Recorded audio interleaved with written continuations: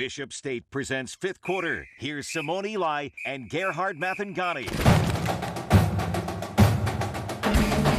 Week 2 of the high school football season is here as several teams kick off region play. It might be early in the season, but when it comes to making the playoffs, every single game matters. Welcome into the fifth quarter. I'm Simone Eli alongside Gerhard Mathangani. Gerhard, as we know, some of the most competitive football in the state played right here along the Gulf Coast. Teams looking for that early advantage in region play. Just look back a year ago, Simone, how many one-game decision makers were made in region play. Every game's important, even this early in the season. That was the case in your game of the week. Vigor and B.C. Rain, a 5A Region 1 game. A great crowd out there. A great crowd for the Wolfpack Stadium. Very first game as B.C. Rain opened their stadium last week. Vigor opening theirs tonight. First region game did not start great for the home team. A great defensive play here. Trade recovery with the strip and the fumble recovery for B.C. Rain, and the offense would strike later.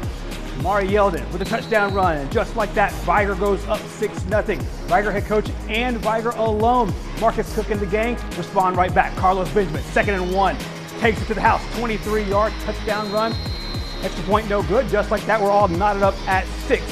A little bit later in the first half, it's the Wolves. Once again, it is Carlos Benjamin. Again, 2 touchdowns on the day. He had the first ever one at the new stadium for the Wolves. Scores that one there. But 9 seconds to go before halftime, Simone. A big touchdown here as Bryce Dallin on the receiving end of that Amari Yeldon pass. All tied at 12 going into the half. And here is your final score.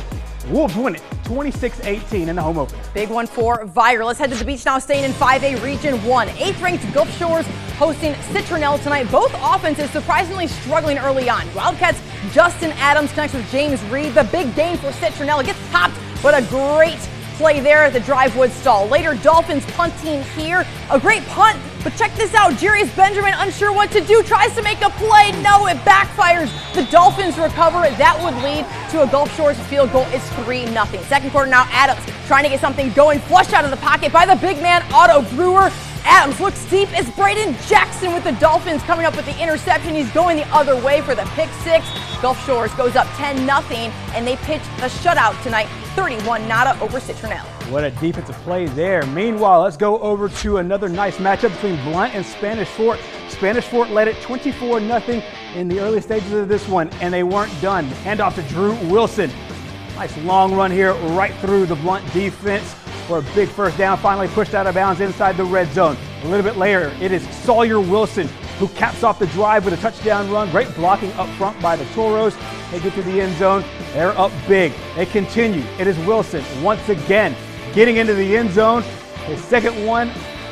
These highlights, 37-0 after the missed extra point. All Toros in this one. Spanish Fort wins it by a final score of 44-0. Big bounce back game for the Toros. Back across the bay, still in 6A. MCGILL-TOOLEN, St. Paul's going head-to-head. The Saints riding big momentum after beating rival UMS Wright last week. St. Paul's on the move here. Braxton Bird finds Malachi Southall, a nice pickup, but nothing going offensively early on in this game either. In the second quarter, Saints Anthony Frazier finds pay dirt to give St. Paul's a 6-3 lead. Yellow Jackets, they were able to tack on a late field goal, but a defensive battle in this one would be in favor of the Saints. 14-6, your final score over McGill. Pair of big defensive games for St. Paul's early in this one. Next up, THEODORE on the road at ROBERTSDALE.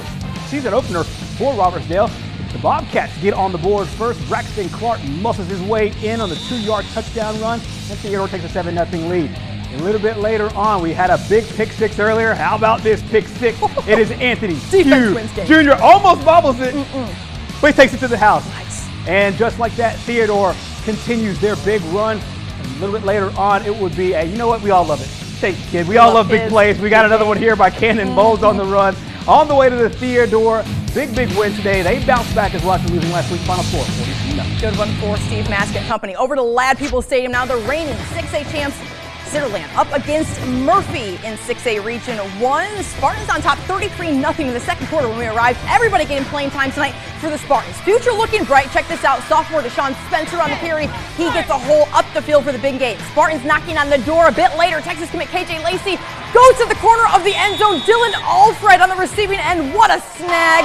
Alfred hangs on as he falls to the ground. Spartans up 42-0. Still in the first, Spencer again. This time he finds Pager himself. Saraland up 47-0 at that point. This is all Spartans at Ladd tonight, 54-6 over the Panthers. Big game there. Meanwhile, another christening of a new stadium as Davidson welcomes HILLCREST-EVERGREEN to open their new digs tonight. And it's fitting, Simone, that the first touchdown scored in the new stadium, DJ Butler finds Pager into the end zone for the touchdown, an early 7-0 lead for the Warriors.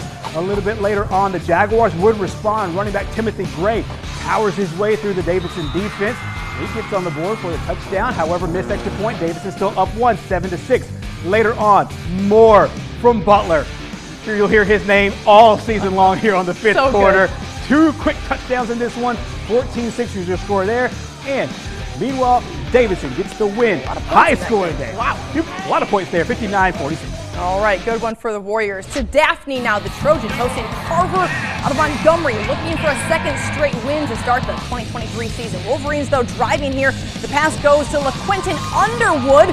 Touchdown gives Carver a 6-0 lead on the road. Daphne looking to respond. Landon Snow going to deliver a beautiful ball to John Davis. Couldn't ask for a more perfect pass right in stride, but nothing comes of the drive after the Trojans miss the field goal. Second quarter now, Carver's Underwood again on the receiving end of a touchdown is 12-0 and a tough one for the Trojans at home. 12-7, your final. Carver gets the win. Next up, let's go to Foley. Foley, big win last week, taking on Baldwin County tonight. When we arrived, it was 24-12, and if you like defense in this one, Simone, this was the game for you. Tigers facing fourth down. There you see Alexander Baca with the tackle, and then another one from Baldwin County. That time Elisha Jones in there for the sack. Foley faithful looking for more defense, and they get it. Asking you shall receive. The fumble scooped up by Alexander Baca. No scores when we were there, however, a big one tonight in Foley. And you see your final score as the Lions go on to 2-0 on the season, 37-24. We do know that Perry Thompson and Colton Nero both scored for Foley in the first half. Lions going to be pretty good in 7A Region 1 this year. Now, we are just getting started here on fifth quarter. Plenty more highlights and scores to come. And also our plays of the week to come as well. Don't want to miss it. A whole lot more in the fifth quarter next here on WKRG.